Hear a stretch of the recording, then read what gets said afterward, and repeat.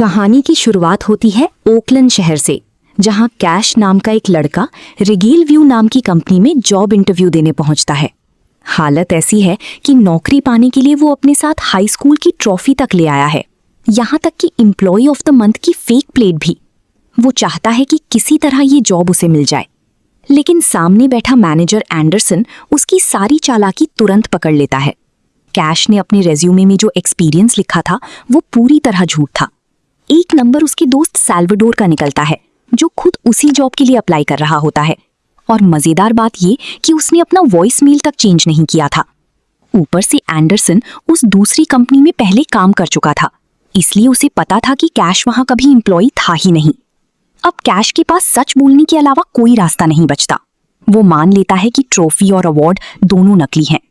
लेकिन हैरानी की बात यह होती है कि एंडरसन को इससे कोई फर्क ही नहीं पड़ता। वो कहता है यहाँ बस इनिशिएटिव चाहिए, बाकी कुछ मायने नहीं रखता।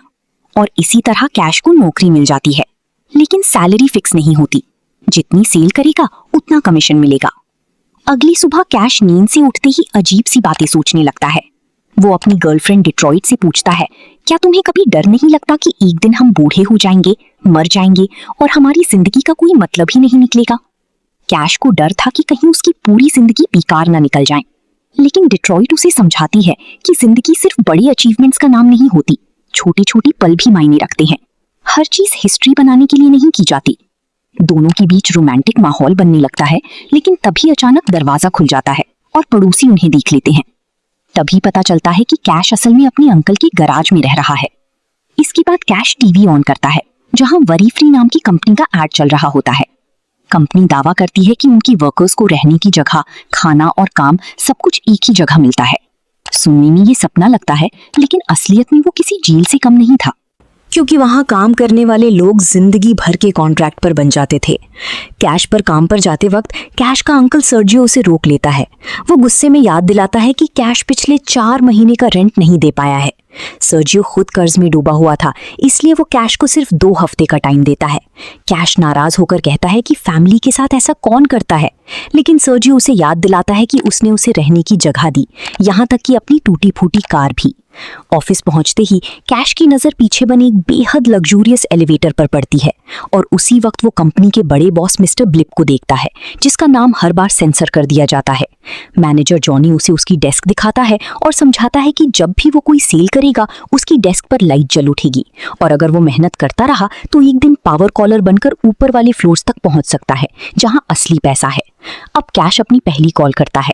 उसकी इमेजिनेशन में ऐसा लगता है जैसे वो सीधे कस्टमर के घर पहुंच गया हो, लेकिन सामने बैठा आदमी हेलो सुनते ही फोन काट देता है।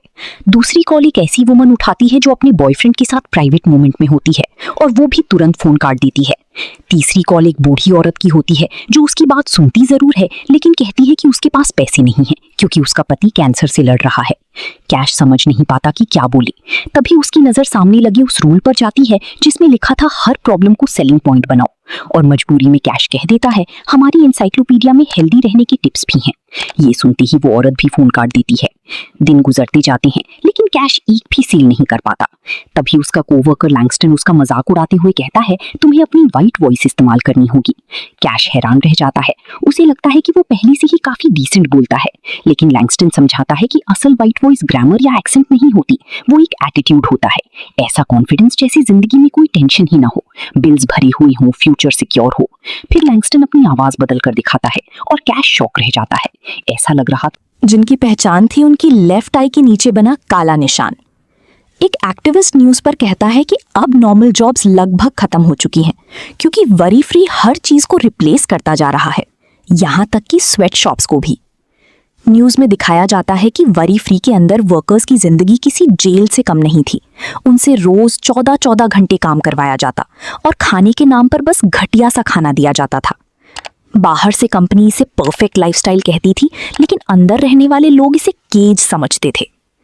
इधर बार में कैश और उसके दोस्त मजे से बातें कर रहे होते हैं। सब लोग ड्रिंक करते हुए चिल कर रहे थे। तभी टोस्ट देने की बारी कैश की आती है, और अचानक वो अपनी नई वाइट वॉइस में बोलना शुरू कर देता है। उसकी आवाज सुनते ही सब लोग शॉक्ड रह जाते हैं। ऐसा लग रहा था जैसे कोई रिच बिजनेसमैन बोल रहा हो। सब हंसने लगते हैं, लेकिन अंदर ही अंदर कैश को महसूस होता है कि अब वो इस फेक दुनिया में फिट होने लगा है। बातों बातों में डिस्कशन फिर काम पर आ जाता है। तभी स्क्वीज कहता है कि पावर कॉलर बनने का सपना बस एक झूठ है। मैनेजर्स ये कहानी सिर्फ इसलिए सुनाते हैं ताकि वर्कर्स उम्मीद ना छोड़ें और लगातार काम करते रहें। फिर वो अपने बैग से कुछ फ्लायर्स निकालता है और कहता है कि अगर वर्कर्स को सही सैलरी चाहिए तो उन्हें यूनियन बनानी होगी। अगली सुबह कैश अपने अंकल सर्जियो से कहता है कि उसे फ्राइडे को पेमेंट मिलने वाली है और वो पूरा रेंट चुका देगा। लेकिन अब सर्जियो को फर्क ही नहीं पड़ता, वो टूट चुका था। वो कहता है कि कैश के पैसे भी उसके कर्ज के सामने कुछ नहीं है। बैंक जल्दी ही घर छीनने वाला है, इसलिए कैश को नई जगह ढूंढनी शुरू कर देनी चाहिए। हालत इतनी खराब हो चुकी थी कि सर्जियो अब खुद वरी फ्री में काम करने के बारे में सोचने लगा था। दूसरी तरफ ऑफिस में कैश की जिंदगी पूरी तरह बदलने लगती है। अब उसकी वाइट वॉइस कमाल करने लगी थी। वो क्लाइंट से आसानी से डील्स क्रैक करने लगा। हर बार सेल होते ही उसकी डेस्क की लाइट जल उठी और मैनेजर जॉनी खुद दौड़कर उसकी तारीफ करने आता। जॉनी यहाँ तक कहता है कि ऊपर वाले बॉसेस भी अब कैश की सक्सेस की बातें करने लगे हैं और शायद जल्द ही उसे पावर कॉलर बना दिया जाएगा। इसी दौरान कैश को पता चलता है कि डेट्रॉइट भी सीक्रेटली उसी कंपनी में पार्ट टाइम काम करती है। उस रात जब सब फिर बार में मिलते हैं तब स्क्वीज न्यूज़पेपर दिखाता है। उसमें लिखा होता है कि सेनेट कमेटी ने वरी फ्री को स्लेवरी के सारे आरोपों से ऑफिशियली बरी कर दिया है। उसी वक्त बार की टीवी पर एक बेहद घटिया लेकिन फेमस शो चल रहा होता है। इस शो में लोग कैमरे के सामने पिटते हैं, बेइज्जत होते हैं और पूरा देश उसे एंटरटेनमेंट की तरह देखता है। स्क्वीज दुखी होकर कहता है कि ये शो हर रात 150 मिलियन लोग देखते हैं और यही इस देश की सबसे बड़ी प्रॉब्लम है। लोगों को अब दर्द भी एंटरटेनमेंट लगने लगा है। अगली सुबह स्क्वीज वर्कर्स के प्रोटेस्ट की तैयारी करता है। प्लान सिंपल था, जैसे ही वो फोन्स डाउन बोलेगा सब लोग 20 मिनट तक काम बंद कर देंगे। वो सबकी तरफ देखकर पूछता है, अगर किसी को पीछे हटना है तो अभी बता दो। कैश थोड़ा डर जाता है क्योंकि उसे अपनी नौकरी खोने का डर था, लेकिन आखिर में वो भी सपोर्ट करने के लिए हाथ उठा देता है। अपनी डेस्क की तरफ जाते वक्त उसकी नज़र फिर उसी मिस्टीरियस एलिवेटर पर पड़ती है और इस बार मिस्टर ब्लीप खुद उसे घूरते हुए नोटिस कर लेता है। दोपहर होते ही अचानक स्क्वीज जोर से चिल्लाता है और देखते ही देखते पूरा ऑफिस स्लोगन से गूंज उठता है। लोग कंपनी के खिलाफ चिल्लाने लगते हैं। शुरुआत में कैश हिचकिचाता है, लेकिन फिर वो भी जोर जोर से क्लैप करने लगता है, नारे लगाने लगता है। शायद पहली बार उसे लग रहा था कि वो किसी इंपॉर्टेंट चीज का हिस्सा है, लेकिन कुछ देर बाद उसे मैनेजर ऑफिस में बुलाया जाता है। कैश को लगता है कि उसे नौकरी से निकाला जा रहा है। गुस्से में वो मैनेजर को सुनाने लगता है, कहता है कि वो सही चीज के लिए लड़ना कभी बंद नहीं करेगा। लेकिन तभी मैनेजर्स मुस्कुराते हुए कहते हैं, अपना सामान लेकर नीचे मत जाओ, ऊपर फर्स्ट फ्लोर पर ले जाओ, क्योंकि तुम्हें पावर कॉलर बना दिया गया है। ये सुनते ही कैश चुप हो जाता है। उसी वक्त जॉनी खिड़की के बाहर स्क्वीज और सैल्वाडोर को देख लेता है, इसलिए वो तुरंत ब्लाइंड्स बंद कर देता है ताकि कैश उन लोगों को ना देख सके। एक पल के लिए कैश खुद को उन पुराने फुटबॉल प्लेयर्स जैसा महसूस करता है जो एक ही जगह फंस कर रह गए थे। लेकिन तभी मैनेजर्स शैंपेन खोलते हैं और उसे बताते हैं कि अब वो कितना पैसा कमाएगा, और बस अगले ही पल कैश भी खुशी से शैंपेन पीने लगता है। अगले दिन वो अपना सबसे अच्छा सूट पहनकर ऑफिस आता है। डायना उसे उस फैंसी एलिवेटर तक ले जाती है जहां पहुंचने के लिए उसे बेहद लंबा पासवर्ड डालना पड़ता है। एलिवेटर की कंप्यूटराइज्ड वॉइस कैश का स्वागत करती है, लेकिन उसके कमेंट्स इतने वियर्ड और क्रीपी होते हैं कि कैश अनकंफर्टेबल हो जाता है। फर्स्ट फ्लोर पर पहुंचते ही कैश आखिरकार मिस्टर ब्लिप से मिलता है, और हैरानी की बात यह थी कि वो भी वाइट वॉइस में ही बात करता था। वो साफ कहता है, यहाँ ऊपर सबको इसी तरह बोलना पड़ता है। फिर मिस्टर ब्लिप उसे कंपनी का असली बिजनेस समझाता है। वो कहता है कि दुनिया में असली पावर सिर्फ 2 चीजों में होती है, फायर पावर और मैन पावर। और तभी कैश को एहसास होता है कि अब वो वेपन्स और वरी फ्री वर्कर्स बेचने वाला है, यानी असल में मॉडर्न स्लेवरी। उन लाइफ टाइम कॉन्ट्रैक्ट्स की वजह से वर्कर्स को सैलरी तक नहीं देनी पड़ती थी, इसलिए कंपनी बाइसिकल की कॉस्ट में कार्स बनवा सकती थी। शुरुआत में कैश थोड़ा डर जाता है, लेकिन जैसे ही उसे पैसों का आंकड़ा बताया जाता है वो जल्दी ही सब भूलकर काम में लग जाता है। इधर दूसरी तरफ एक एक्टिविस्ट सड़क पर वरी फ्री का बिलबोर्ड खराब कर रही होती है।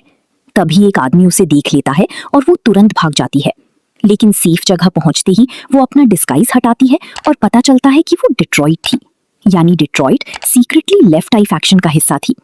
बाद में डिट्रॉइट अपने काम पर होती है, तभी स्क्वीज वहां पहुंचता है। वो भी साइन ट्रोलिंग के कुछ कूल ट्रिक्स दिखाता है और बताता है कि लॉस एंजलिस में वो साइन वर्कर्स को भी यूनियनाइज करने में मदद करता है। डिट्रॉइट कहती है कि वो अपनी आर्ट का इस्तेमाल रेवोल्यूशन के लिए करती है, तभी स्क्वीज उससे पूछता है, क्या कैश भी तुम्हारी तरह रेडिकल है? डिट्रॉइट जवाब तो हामी देती है, लेकिन उसके चेहरे पर हेजिटेशन साफ दिखाई देता है।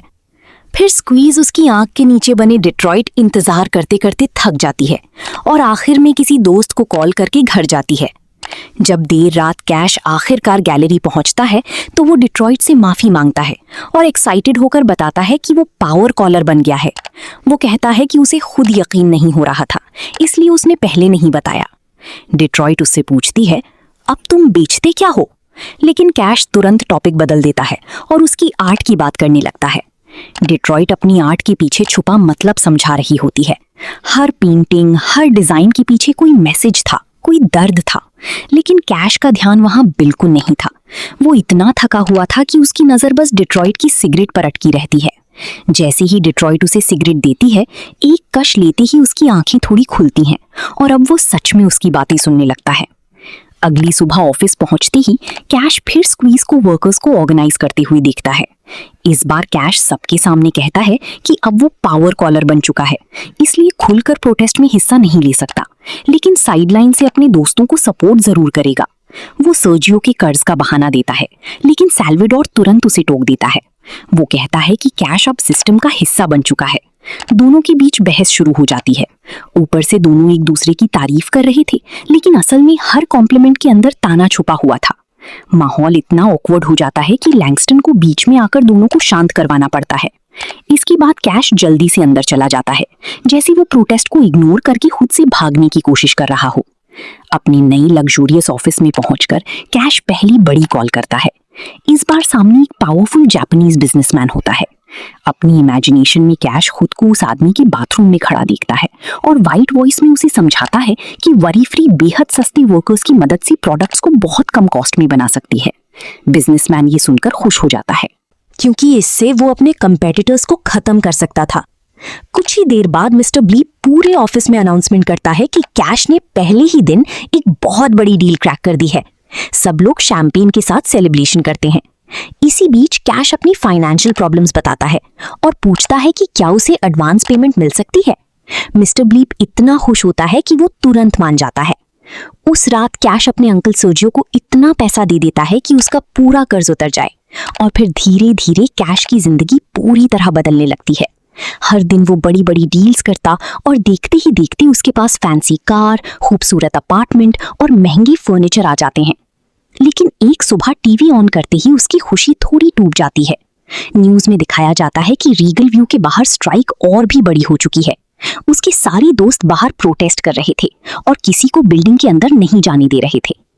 कंपनी इससे परेशान होकर एक वायलेंट सिक्योरिटी टीम हायर कर लेती है, जिनका काम था प्रोटेस्टर्स को पीटना और पावर कॉलर्स के लिए रास्ता साफ करना। उसी दौरान डिट्रॉइट की नींद खुलती है और अचानक कैश उससे वाइट वॉइस में बात करने लगता है। डिट्रॉइट तुरंत समझ जाती है। वो कहती है, तुम्हें एहसास भी नहीं हुआ कि तुम कौन बनती जा रही हो?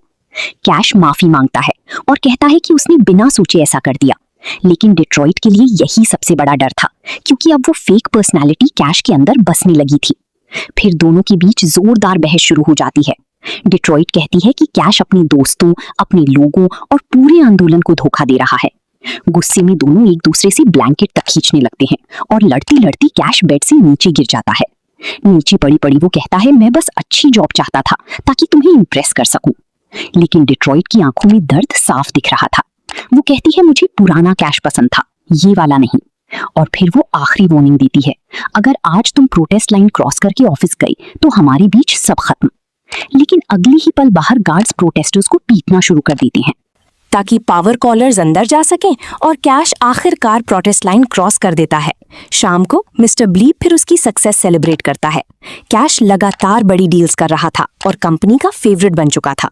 बाद में वो डिट्रॉइट की गैलरी के बाहर से गुजरता है, लेकिन अंदर जाने की हिम्मत नहीं कर पाता, क्योंकि अब दोनों का रिश्ता टूट चुका था।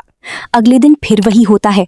गार्ड्स प्रोटेस्टर्स को मारते हैं और कैश जल्दी जल्दी अंदर जाने की कोशिश करता है, लेकिन तभी एक एक्टिविस्ट गुस्से में एक सोडा कैन उठाकर उसके सिर पर मार देता है। कैश घायल हो जाता है, लेकिन घर जाने के बजाय बैंडेज लगवाकर वापस काम पर बैठ जाता है। ये देखकर मिस्टर ब्लीप और भी इम्प्रेस्ड हो जाता है। वो कैश को सीईओ स्टीव की प्राइवेट पार्टी में इनवाइट करता है। शाम को पार्टी में जाने से पहले कैश डिट्रॉइट की आर्ट गैलरी पहुंचता है, लेकिन वहां वो कुछ ऐसा सुन लेता है जो उसे अंदर तक हिला देता है। डिट्रॉइट खुद अपनी आर्ट बेचने के लिए व्हाइट वॉश इस्तेमाल कर रही थी। कैश उसकी तारीफ करने की कोशिश करता है, लेकिन डिट्रॉइट अब उसके साथ सहज महसूस नहीं कर पाती।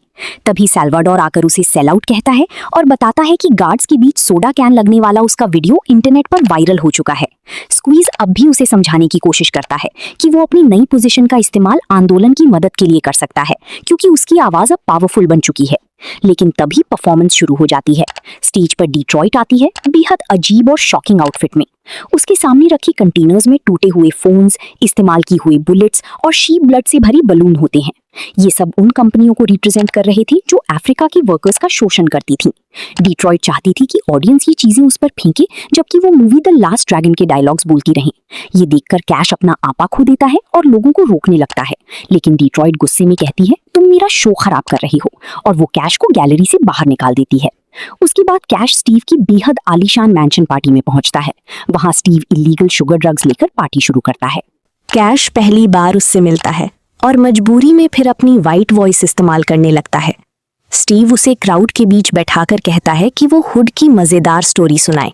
कैश ऑकवर्ड होकर कहता है कि वो कभी गैंग का हिस्सा नहीं रहा, लेकिन स्टीव को यकीन ही नहीं होता। फिर स्टीव उसे वाइट वॉइस छोड़ने को कहता है और अचानक उससे रैप करने की डिमांड करने लगता है। कैश बार बार कहता है कि उसे रैप नहीं आता, लेकिन पूरी क्राउड उसके ऊपर प्रेशर डालने लगती है। मजबूरी में कैश कुछ वीक राइम्स बोलने लगता है, लेकिन किसी को मजा नहीं आता। तब डेस्परेट होकर वो बार बार एन वर्ड चिल्लाने लगता है और क्राउड खुशी से उसके साथ चिल्लाने लगती है। उस पल कैश को एहसास होता है कि ये लोग उसे इंसान नहीं, बस एक एंटरटेनमेंट की चीज समझते हैं। पार्टी धीरे धीरे और भी वाइल्ड होने लगती है, लेकिन कैश वहां से अलग ही खड़ा रहता है, जैसे उसे कुछ समझ नहीं आ रहा था कि वो आखिर बन क्या चुका है। पार्टी के शोर शराबे से दूर कैश अकेला एक कमरे में बैठा होता है। तभी मिस्टर ब्लिप उसके पास आता है और कहता है, स्टीव तुमसे प्राइवेट में मिलना चाहता है। कैश थोड़ा नर्वस होकर स्टीव के ऑफिस में पहुंचता है। वहां स्टीव घोड़े के आकार की प्लेट पर रखी इलीगल शुगर ले रहा होता है और कैजुअली कैश को भी ऑफर कर देता है। फिर स्टीव कहता है कि उसके पास कैश के लिए एक बहुत बड़ा बिजनेस ऑफर है, लेकिन उससे पहले वो उसे एक मूवी दिखाना चाहता है।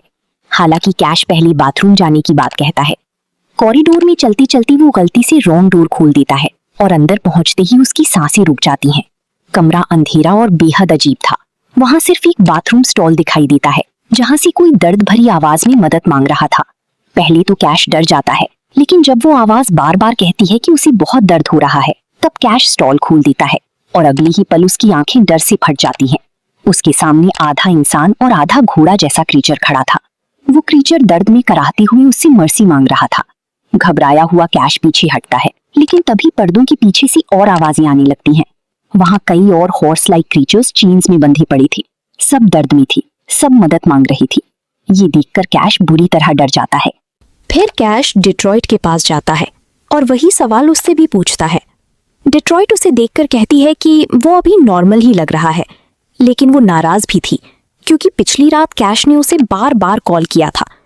तभी कैश बताता है कि उसका फोन खो गया है। डिट्रॉइट कहती है कि उसके नंबर से एक वीडियो मैसेज आया था, लेकिन उसने उसे खोला नहीं क्योंकि उसे लगा कोई डर्टी वीडियो होगा। अब दोनों साथ बैठकर वो वीडियो चलाते हैं और अगले ही पल दोनों शॉक में जम जाते हैं। असल में जब कैश उस हॉर्स लैब से भाग रहा था, तभी उसका फोन गिर गया था और एक्सीडेंटली वीडियो कॉल ऑन हो गई थी। उस वीडियो में सब कुछ रिकॉर्ड हो गया था। एक्विसेपियंस, साइंटिस्ट्स, इंजेक्शंस और स्टीव की वो हॉरिफाइंग बात, अगर ये कंट्रोल में नहीं रहे तो इन्हें ग्लू बना देंगे। अब कैश के पास सच का प्रूफ था। उसके बाद दोनों करीब आते हैं, लेकिन डिट्रॉइट साफ कह देती है कि ये सिर्फ एक टेम्पररी मूवमेंट है। वो दोनों वापस रिलेशनशिप में नहीं आ सकते। कैश कहता है कि वो बदल चुका है, वो अब पावर कॉलर नहीं बनेगा, लेकिन डिट्रॉइट के लिए इतना काफी नहीं था। रात में जब कैश सो जाता है, तब डिट्रॉइट चुपकी से निकल जाती है क्योंकि वो लेफ्ट आई फैक्शन के साथ नया प्लान तैयार करने वाली थी। अगली सुबह स्टीव की मैंशन के बाहर एक अजीब स्टैचू दिखाई देता है, जिसमें एक आदमी और घोड़े का डिस्टर्बिंग रूप दिखाया गया था। नीचे लिखा था, वरी फ्री वर्कर्स को हॉर्सेस में बदल रही है, लेकिन लोग इसे भी सीरियस वार्निंग नहीं बल्कि मेटाफोर समझते हैं। इधर कैश सड़क पर निकलता है, लेकिन लोग उसे वायरल मीम की तरह ट्रीट करने लगते हैं। कोई उसका मजाक उड़ाता, कोई ड्रिंक फेंकता। ये ह्यूमिलिएशन अचानक उसके दिमाग में एक आइडिया पैदा कर देती है। अगले दिन एक नई सोडा एडवर्टीजमेंट में वही एक्टिविस्ट दिखाई देती है जिसने उसे कैन मारी थी, और वो एड में कैश जैसी दिखने वाली एक्टर को किस कर रही होती है। अब हर चीज एंटरटेनमेंट बन चुकी थी, और तभी शुरू होता है वो insane TV show I got the poop kicked out of me. लेकिन इस बार नया कंटेस्टेंट कोई और नहीं बल्कि खुद कैश था। उसने डील की थी कि अगर वो शो में हिस्सा लेगा तो बदले में उसकी हॉर्स एक्सपेरिमेंट वाली वीडियो पूरी दुनिया को दिखाई जाएगी। लेकिन उससे पहले उसे कई ह्यूमिलिएटिंग और पेनफुल गेम से गुजरना था, जहां पूरा देश उसकी बेइज्जती देखकर हंसने वाला था। टीवी शो में कैश के साथ बेहद ह्यूमिलिएटिंग गेम्स खेले जाते हैं। उसे मारा जाता है, उसके ऊपर गंदगी फेंकी जाती है। पूरा देश उसकी बेइज्जती देखकर हंस रहा था। लेकिन आखिरकार वो मोमेंट आ ही जाता है जब शो पर वो सीक्रेट वीडियो चला दी जाती है, और जैसे ही पूरी दुनिया एक्वीसेपियंस को देखती है, हर कोई शॉक में चला जाता है। अगले कुछ दिनों तक कैश कई सीरियस न्यूज शोज में दिखाई देता है। वो बार बार लोगों को वार्निंग देता है कि वरी फ्री इंसानों को मॉन्स्टर्स में बदल रही है। लेकिन दुनिया इतनी करप्ट हो चुकी थी कि लोग डरने के बजाय स्टीव को जीनियस कहने लगे। न्यूज चैनल्स पर एक्सपर्ट्स बोल रहे थे कि एक्वीसेपियंस इकोनॉमी के लिए परफेक्ट वर्कर्स हैं। इसी वजह से वरी फ्री के स्टॉक्स आसमान छूने लगते हैं। कैश जितना सच सामने लाता, दुनिया उतना ही उसे मजाक बना देती। एक दोपहर वो स्क्वीज और सैल्वाडोर से मिलता है। इस बार कैश जेन्युइनली शर्मिंदा था। वो दोनों से माफी मांगता है, कहता है कि उसने अपने दोस्तों को बिट्रे किया, लेकिन अब वो आखिर तक उनके साथ लड़ेगा। फिर वो फ्रस्ट्रेशन में कहता है कि लोग उसकी वार्निंग को सीरियसली नहीं ले रहे, इसलिए अब उन्हें ऐसा कुछ करना होगा जो पूरी दुनिया टीवी पर देखे। प्लान ये था कि अगले दिन किसी भी हालत में पावर कॉलर्स को प्रोटेस्ट लाइन क्रॉस नहीं करने देना है। अगली सुबह प्रोटेस्ट पहले से कहीं ज्यादा बड़ा होता है। इस बार प्रोटेस्टर्स खुद केनोविक्स पहनकर आए थे, लेकिन ह्यूमिलिएशन के तौर पर नहीं। जैसे ही गार्ड्स हमला शुरू करते हैं, वो आगे बढ़ते हुए अचानक डिट्रॉइट की डिस्गाइज्ड स्कल्पचर से टकरा जाते हैं। ये स्कल्पचर्स अंदर से ट्रैप की तरह बनाई गई थी। गार्ड्स कमजोर पड़ने लगते हैं, और तभी पुराने फुटबॉल प्लेयर्स आकर उन्हें पूरी तरह गिरा देते हैं। ये देखकर पावर कॉलर्स डर जाते हैं और वापस मुड़कर चले जाते हैं। पूरा प्रोटेस्ट खुशी से चिल्लाने लगता है, क्योंकि पहली बार उन्हें जीत मिली थी। लेकिन उनकी खुशी ज्यादा देर नहीं टिकती। कुछ ही देर में भारी बैकअप फोर्सेस पहुंच जाती हैं, और फिर सड़क पर पूरी कियोस फैल जाती है। गार्ड्स प्रोटेस्टर्स को बेरहमी से पीटने लगते हैं, गैस छोड़ी जाती है, लोग भागने लगते हैं, चीखें गूंजने लगती हैं। कैश अपने दोस्तों के साथ छुपने की कोशिश करता है, और उसी दौरान वो अपना बैकअप बुलाता है। लेकिन तभी एक गार्ड पीछे से आकर उसे जोरदार वार मारता है, और कैश बेहोश हो जाता है। जब उसकी आंख खुलती है, वो गार्ड्स की वैन के अंदर बंद था। खिड़की से बाहर देखते हुए वो प्रोटेस्टर्स को अब भी ब्रूटल तरीके से पीटते, और अगले ही पल एक्वीसेपियंस वहां पहुंच जाते हैं। असल में कैश ने स्टीव की मैंशन में घुसकर उन्हें आजाद कर दिया था, बदले में उनसे मदद मांगी थी। अब अपनी सुपर ह्यूमन ताकत के साथ एक्वीसेपियंस गार्ड्स पर टूट पड़ते हैं। कुछ ही सेकंड में वो गार्ड्स को बुरी तरह हरा देते हैं और वैन का दरवाजा तोड़कर कैश को बाहर निकाल लेते हैं। लेकिन तभी ऊपर कंपनी हेलीकॉप्टर आ जाता है। उसकी सर्च लाइट पूरी जगह स्कैन करने लगती है। मजबूर होकर एक्वीसेपियंस वहां से भाग जाते हैं। फिर भी प्रोटेस्टर्स इसे अपनी जीत मानते हैं, क्योंकि पहली बार वरी फ्री को पब्लिक ह्यूमिलिएशन झेलनी पड़ी थी। डिट्रॉइट भी कैश की इस पूरी प्लानिंग से बेहद इंप्रेस्ड होती है, और आखिरकार दोनों फिर से साथ आ जाते हैं। इसके बाद कैश वापस अपने अंकल की गराज में रहने लगता है, लेकिन इस बार फर्क ये था कि उसके पास अब भी वो एक्सपेंसिव फर्नीचर और लग्जरी कार थी। अपने बचे हुए आखिरी पैसों से वो सैल्वाडोर के लिए नई कार खरीदता है, अपनी बिट्रियल की माफी के तौर पर। एक दिन जब डिट्रॉइट उससे मिलने आती है, दोनों के बीच रोमांटिक मोमेंट चल रहा होता है। लेकिन तभी अचानक कैश के पूरे शरीर में भयानक दर्द उठने लगता है। वो चीखते हुए ऊपर देखता है, और फिर उसे एहसास होता है स्टीव ने उससे झूठ बोला था। वो सच में धीरे धीरे एक्वीसेपियन बन रहा था। कुछ समय बाद स्टीव अपनी मैंशन में अकेला बैठा होता है। तभी डोरबेल बजती है। वो कैजुअली कैमरास चेक करता है, लेकिन अगले ही पल उसके चेहरे का रंग उड़ जाता है, क्योंकि बाहर कोई और नहीं बल्कि कैश खड़ा था, और उसके पीछे पूरी एक्वीसेपियन आर्मी।